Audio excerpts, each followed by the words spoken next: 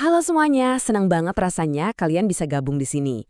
Dalam pembahasan kali ini, kita bakal ngobrolin sesuatu yang benar-benar krusial. Sesuatu yang secara harfiah adalah tempat kita berpijak setiap hari, yaitu bumi kita.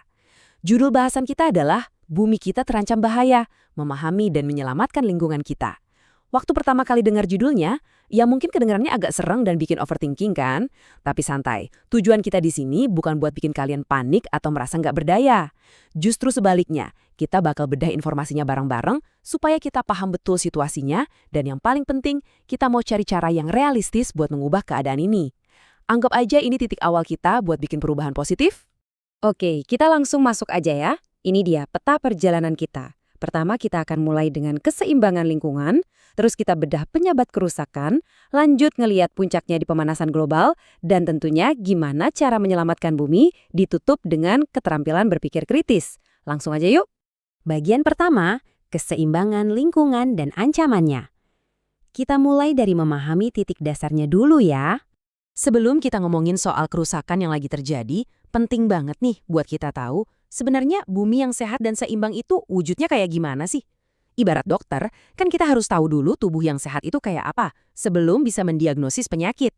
Nah, keseimbangan lingkungan itu simpelnya adalah harmoni antara komponen biotik alias makhluk hidup kayak kita, hewan dan tumbuh-tumbuhan dengan komponen abiotik, yaitu benda mati yang super esensial kayak air, udara, dan tanah. Alam itu nggak bekerja secara kebetulan loh, dia berkembang di atas keseimbangan yang benar-benar halus. Kalau abiotiknya bersih, udaranya segar, airnya jernih, pasti biotiknya bakal tumbuh subur. Keterikatan ini tuh nyiptain sebuah sistem pendukung kehidupan yang bekerja dengan sempurna. Itulah kondisi normal planet kita. Lanjut ke bagian kedua, faktor penyebab kerusakan lingkungan, alam versus manusia. Sayangnya nih, harmoni yang indah tadi nggak selalu awet. Ada pergeseran drastis dari keseimbangan alami ke arah gangguan yang jujur aja kacau balau. Nah ini ngasih gambaran yang super jelas tentang dari mana aja sih sumber kerusakan itu.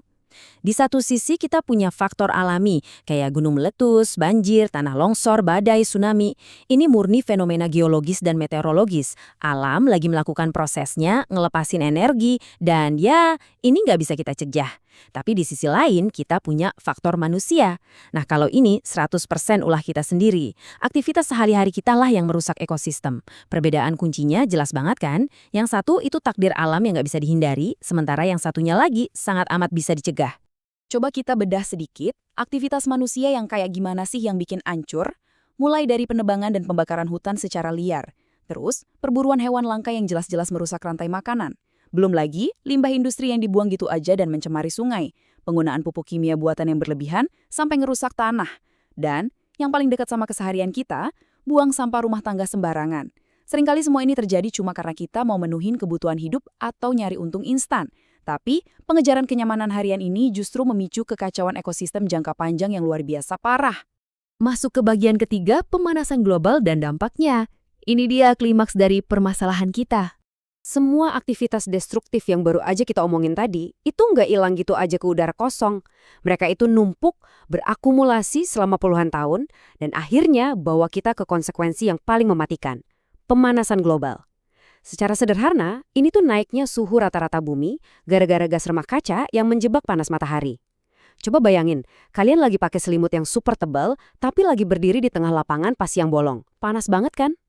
Asap pabrik, asap knalpot, dan karbon dari hutan yang terbakar tadi tuh ngelepasin gas ke atmosfer kita dan membentuk selimut itu. Waktu panas matahari masuk buat menghangatkan bumi, panasnya harusnya mantul lagi keluar angkasa. Tapi karena selimut gas ini ketebalan, panasnya jadi terperangkap. Bumi kita jadi makin panas. Kalau kalian bisa bayangin selimut kasat mata ini, kalian pasti langsung paham kenapa emisi karbon itu jadi ancaman paling nyata buat kita sekarang. Sekarang kita lihat gimana efek domino ini merambat ya. Suhu panas ini memicu rentetan bencana yang benar-benar menakutkan. Di tahap pertama, suhu ekstrim ini memanggang wilayah kutub, bikin lapisan es raksasa yang umurnya ribuan tahun mencair. Begitu es mencair, volume air di lautan nambah drastis, yang langsung memicu tahap kedua, naiknya permukaan air laut yang siap menenggelamkan daerah pesisir. Lalu di tahap ketiga, pemanasan lautan ini mengacaukan iklim global, bikin cuaca jadi super ekstrim, mulai dari topan badai sampai kekeringan yang gila-gilaan. Dan puncaknya di tahap keempat, semua kekacauan ini menghantam habitat satwa liar dan merusak rantai makanan. Satu spesies punah, predatornya ikut kelaparan, dan hancur deh semuanya satu persatu. Ingat ya, ini bukan sekedar teori, ini alarm bahaya yang beneran lagi bunyi. Bagian keempat, aksi nyata menyelamatkan bumi. Waktunya kita jadi penyelamat buat planet ini. Oke, sekarang coba tarik napas panjang dulu. Cukup ngomongin skenario kiamatnya, sekarang saatnya kita ubah energi bahasan ini jadi lebih positif. Kita bisa kok jadi pahlawan buat bumi kita sendiri. Aksi nyata pertama, reboisasi. Kalau dengar kata ini, biasanya kita langsung kebayang proyek pemerintah nanam pohon di tengah hutan gundul kan? Ya, itu emang penting banget. Tapi reboisasi itu juga bisa banget kita lakuin di skala mikro loh. Bikin aja ruang hijau di rumah kalian sendiri. Nanam beberapa pohon di halaman, atau kalau kalian tinggal di apartemen, bikin taman vertikal kecil di balkon. Itu aja udah ngebantu banget mengikat karbon dan ngasih oksigen. Intinya, kalian nggak perlu terbang jauh ke hutan tropis buat mulai mereboisasi bumi. Mulai dari teras rumah aja bisa. Aksi selanjutnya ini adalah pedoman klasik yang emang udah terbukti ampuh banget. Prinsip 3R. 3 langkah gampang. Pertama, reduce. Kurangin pemakaian plastik sekali pakai yang ujung-ujungnya cuma bakal nyampah di laut. Kedua, reuse. Pakai lagi barang-barang yang masih layak, jangan gampang banget buang barang padahal masih bisa dipakai. Dan ketiga, recycle. Daur ulang sampah kalian jadi sesuatu yang ada gunanya. Percaya deh, nerapin 3 langkah ini tuh sama sekali bukan pengorbanan yang berat. Ini murni soal mengubah mindset, gaya hidup, dan cara kita mengonsumsi barang sehari-hari. Nah, sekarang kita bahas satu solusi spesifik yang namanya biopori. Ini tuh konsep lokal yang cerdas banget dan gampang banget dipraktekan. Biopori itu semacam lubang resapan yang sengaja kita gali di tanah sekitar rumah kita. Gimana cara kerjanya? Jadi, pas hujan turun deras banget, airnya nggak akan menggenang kemana-mana, yang biasanya bikin banjir bandang di perkotaan. Air hujan itu bakal langsung masuk dan meresap pelan-pelan ke dalam tanah lewat lubang biopori ini. Hasilnya apa? Risiko banjir turun drastis, dan tanah kita juga jadi punya cadangan air yang melimpah buat persiapan musim kemarau. Keren kan? Cuma modal rekayasa sederhana, tapi dampak pelestariannya luar biasa. Kalau kita gabungin semua itu, jadilah yang namanya pola hidup ramah lingkungan. Mulai dari bawa botol minum alias tumbler sendiri daripada beli air kemasan plastik, terus biasain misahin sampah organik dan anorganik dari dapur, dan coba pakai produk-produk yang nature friendly. Jadi poin krusialnya di sini adalah, kalian harus sadar bahwa nyelamatin bumi itu nggak melulu soal bikin inovasi alat canggih berteknologi tinggi. Nyelamatin bumi itu dibangun dari keputusan-keputusan kecil dan kadang membosankan yang kita buat setiap hari. Tapi bayangin kalau rutinitas kecil itu dikali jutaan orang. Wah, itu bakal ngubah masa depan ekologi planet kita secara radikal. Bagian kelima, melatih keterampilan berpikir kritis. Ini dia kekuatan super kalian untuk bumi.